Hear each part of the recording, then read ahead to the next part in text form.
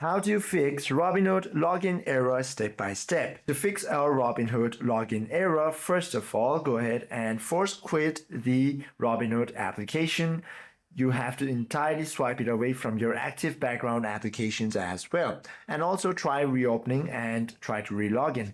And despite force quitting the application, if it does not still work, you simply have to access setting panel of your device, then head to the app section. Now go ahead and access or head to this app info panel. From here, search for the Robinhood application. However, I have not yet downloaded the Robinhood application on my device, but you simply have to follow these steps.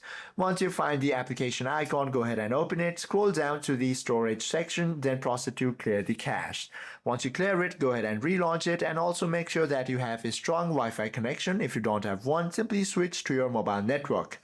Then your problem should be resolved. Hope this video helps you out a lot. If you have any questions or queries, do comment down below.